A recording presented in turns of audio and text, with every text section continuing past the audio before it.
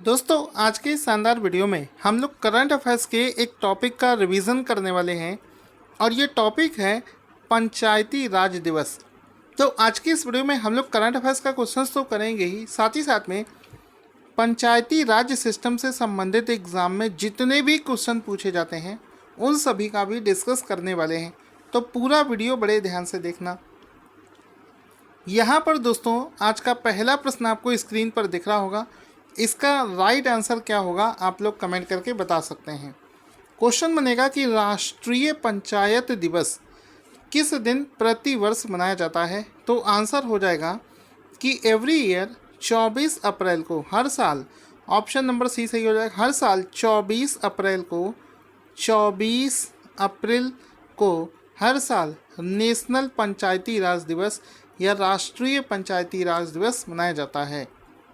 अब ये क्वेश्चन यहीं तक नहीं रहेगा, इसका एक पहले फ़ोटो देख लीजिए। अब इसमें मैं आपको बताने वाला हूँ कि हुआ क्या था कि जब देश आज़ाद हुआ था उसके बाद में 1957 में योजना आयोग, जिसको आप लोग नीति आयोग के नाम से जानते हैं, उन्होंने एक देश के विकास के लिए एक कमेटी बनाई थी जिसका नाम है बलवंत राय मेहता समिति, जो कि पंचायती राज सिस्टम को लेकर इसने अपनी राय दी थी। अब हम थ्योरी ना पढ़ के इसको क्वेश्चंस के फॉर्मेट पे करेंगे। उससे पहले आपको बताना चाहूँगा कि पंचायती राज सिस्टम से संबंधित कौन कौन सी समितियां हैं। एक समिति है जिसका नाम है बलवंत राय मेहता समिति, अशोक मेहता समिति, जीवी के राव समिति, एलएम सिंघवी समिति। ये जितनी भी समिति आपको यहाँ पर दिख रही हैं ये सभी पंचायती राज से संबंधित है और एग्ज़ाम में बहुत ज़्यादा प्रश्न इस टॉपिक से पूछे जाते हैं। तो पहला देखो आंसर क्या बनेगा कि निम्नलिखित में से किसकी सिफारिशों पर भारत में पंचायती राज का उदय हुआ था। तो भारत में पंचायती राज का उदय बलवंत राय मेहता समिति के सजेशंस पर हुआ था।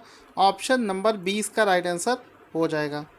बलवंत राय मेहता समिति ने 1957 में अपनी रिपोर्ट सौंपी थी, जिसके आधार पर भारत में पंचायती राज सिस्टम को लागू किया गया था। प्रश्न बनेगा कि भारत में कितने स्तरीय पंचायती राज की व्यवस्था की बात करी गई है। तो भारत में 3 स्तर वाली एक पंचायती राज व्यवस्था बनाई गई है। इसमें कौन कौन से 3 स्तर हैं ये भी जानेंगे। इसमें जो 3 स्तर बनाए गए हैं वो है ग्राम पंचायत, ग्राम पंचायत, पंचायत समिति और जिला परिषद। ये 3 समितियां इसमें बनाई गई हैं। फिर प्रश्न बनेगा निम्नलिखित में से किस पद्धति की स्थापना प्रत्यक्ष चुनाव के आधार पर की जाती है। तो इसका राइट आंसर हो जाएगा ऑप्शन नंबर ए। जो ग्राम पंचायत का चुनाव होता है वो प्रत्यक्ष चुनाव के तौर पर किया जाता है। क्वेश्चन बनेगा कि इनमें से कौन सा कथन सही नहीं है। तो इनमें से कौन सा कथन सही नहीं है। आंसर हो जाएगा कि ऑप्शन नंबर बी। लिखा है मध्य प्रदेश में सबसे पहले पंचायती राज व्यवस्था की स्थापना हुई थी, जो कि गलत है। सबसे पहली जो पंचायती राज व्यवस्था है इसको 2 अक्टूबर 1959 में राजस्थान की एक जगह है नागौर, वहाँ पर शुरू किया गया था। राजस्थान के बाद में आंध्र प्रदेश में पंचायती राज व्यवस्था को लागू किया गया था। आगे चलते हैं। इनमें से कौन से अनुच्छेद का संबंध पंचायती राज व्यवस्था से है। तो कौन सा होगा आप लोग कमेंट करके बताएंगे। अगला प्रश्न है कि जो 73वां संविधान संशोधन है उनमें से कौन सी अनुसूची को संविधान में जोड़ा गया था। तो 73वें संविधान संशोधन के दौरान 11वीं अनुसूची को संविधान में जोड़ा गया था। आगे चलते हैं। ग्राम सभा के संबंध में कौन सा कथन सही नहीं है। आंसर हो जाएगा कि ये वही कार्य कर सकती है जो कि केंद्र सरकार ने बताए हैं, जबकि ये गलत है। जो ग्राम स्तर ये जो पंचायती राज सिस्टम है ये राज्य सरकार के द्वारा कंट्रोल किया जाता है। इस वजह से इसमें केंद्र सरकार का कोई डायरेक्ट इंटरफेरेंस नहीं होता है। तो ऑप्शन नंबर डी इसका राइट आंसर हो जाएगा कि जो डी बात लिखी है ये बिल्कुल गलत है, बाकी सारी चीज़ें यहाँ पर सही हैं। क्वेश्चन बनेगा पंचायती राज व्यवस्था के संबंध में कौन सा कथन सही नहीं है। आंसर हो जाएगा पंचायती राज कौन सा कथन सही है। इनमें से सही कथन है कि पंचायती राज संस्थाओं का जो चुनाव है ये राज्य निर्वाचन आयोग करता है, बिल्कुल सही कथन है। बाकी सारे जो हैं गलत हैं, तो ऑप्शन नंबर सी इसका राइट आंसर हो जाएगा। पंचायतों में सभी स्तरों पर महिलाओं के लिए कितने पद आरक्षित होते हैं। तो आंसर हो जाएगा महिलाओं के लिए 1/3 1/3 पद जो हैं महिलाओं के लिए आरक्षित होते हैं। तो ऑप्शन नंबर ए इसका राइट आंसर हो जाएगा। क्वेश्चन बनेगा पंचायती राज व्यवस्थाओं के संस्थाओं में के निम्नतर स्तर पर कौन है। तो इसके निम्नतर स्तर पर है ग्राम सभा एवं पंचायत। ये सबसे छोटा स्तर होता है, सबसे निम्नतर स्तर माना जाता है। सबसे उच्चतम स्तर पर कौन है। तो सबसे उच्चतम स्तर पर जिला परिषद होती है। ऑप्शन नंबर सी इसका राइट आंसर हो जाएगा। जिला परिषद जो है सबसे ऊंचे स्तर पर होती है। ग्राम पंचायत का निर्वाचन कराना किसके ऊपर निर्भर होता है। तो आंसर हो जाएगा ये डिपेंड करता है राज्य सरकार के ऊपर। तो ऑप्शन नंबर डी इसका राइट आंसर हो जाएगा। राज्य सरकार इसको कंडक्ट करवाती है। पंचायती राज की आधारशिला क्या है। तो ग्राम सभा इसका सबसे छोटा बेस है, सबसे इसका आधारशिला है। स्थानीय सांसद और विधायक जो हैं किसके पदेन सदस्य होते हैं। तो ये पदेन सदस्य होते हैं जिला परिषद के। तो ऑप्शन नंबर सी इसका राइट आंसर हो जाएगा। सामान्यतः पंचायत समिति में कितने प्रकार के सदस्य होते हैं। तो इसमें तीनों राइट आंसर हो जाएंगे। पदेन सदस्य, सहयोगी सदस्य, संयोजित सदस्य, तीनों इसका राइट आंसर हो जाएगा। क्वेश्चन है इनमें से सही क्रम क्या है। तो ऑप्शन नंबर डी सही हो जाएगा। ग्राम सभा पहले बार आएगी, दूसरे में पंचायती समिति और तीसरे में जिला परिषद, तीनों इसका राइट आंसर हो जाएगा 1 2 3। पंचायती राज का विषय क्या है।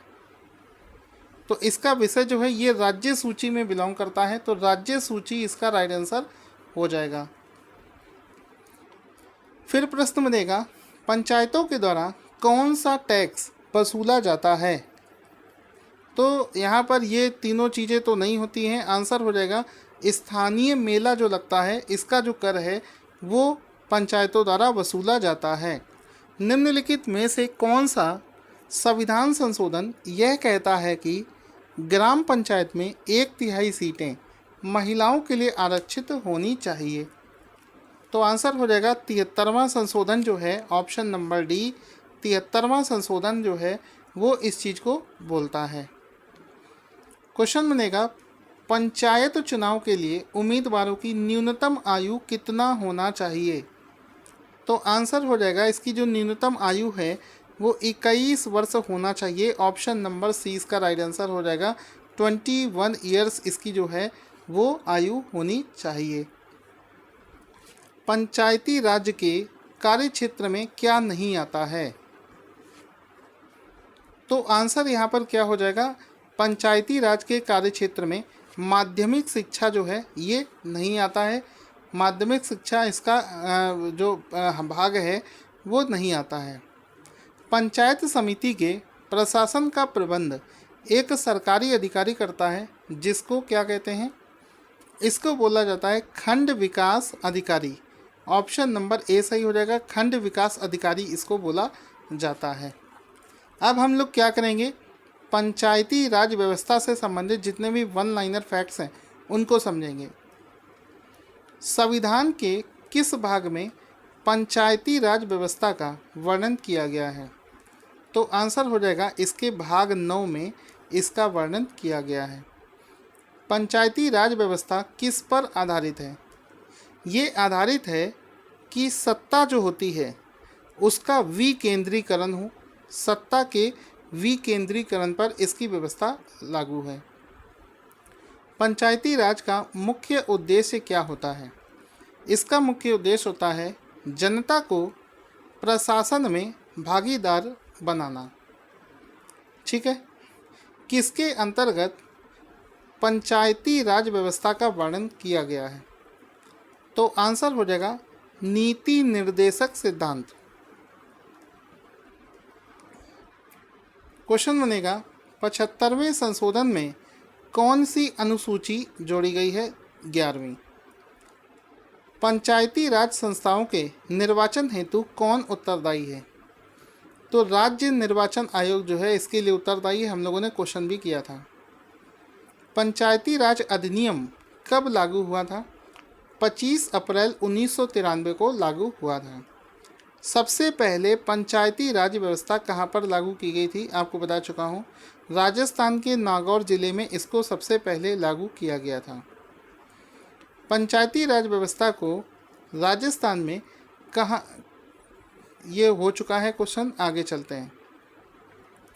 भारत में सामुदायिक विकास कार्यक्रम कब आरंभ हुआ था? 2 अक्टूबर 1959 को। किसकी सिफारिश पर पंचायती राज व्यवस्था की स्थापना हुई है? बलवंत राय मेहता समिति इसका राइट आंसर हो जाएगा। पंचायती राज व्यवस्था की सबसे छोटी इकाई क्या है? वो है ग्राम पंचायत।